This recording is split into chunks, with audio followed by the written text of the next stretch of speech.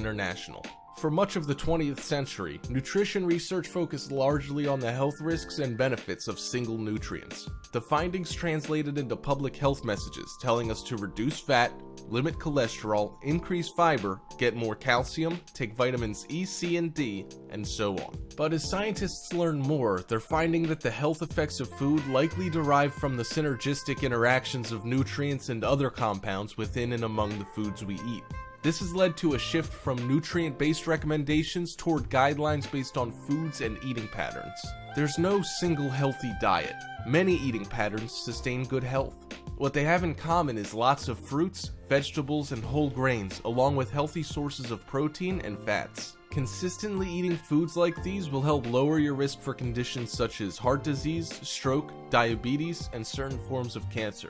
If you'd like to make this largely plant-based approach to eating one of your good health goals, well, here's how to get started. First, build a better plate. The healthy eating plate is made up of 1/2 vegetables and fruits, 1/4 whole grains, and 1/4 healthy protein. Whole and healthy are important words here. Refined grains, think white breads, pastas, and rice, have less fiber and fewer nutrients than whole grains such as whole wheat bread and brown rice. Healthy proteins include fish, poultry, beans, and nuts, but not red meats or processed meats. Many studies have shown that red meats, and especially processed meats, are linked with colorectal cancer and that you can lower your risk for heart disease by replacing either type of meat with healthier protein sources. So eat red meat sparingly, selecting the leanest cuts, and avoid processed meats altogether. Secondly, pile on the vegetables and fruits.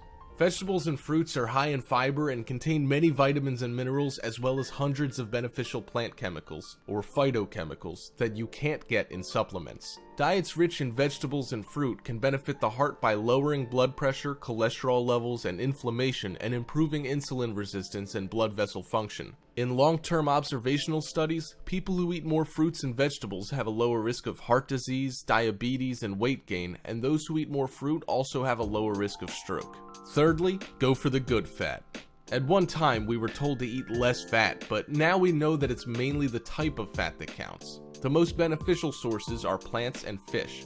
You can help lower bad LDL cholesterol by eating mostly polyunsaturated fats, including vegetable oils and omega-3 fatty acids found in fish, seeds, and nuts, and canola oil, and monounsaturated fats in avocados and many plant-based oils such as olive oil and canola oil.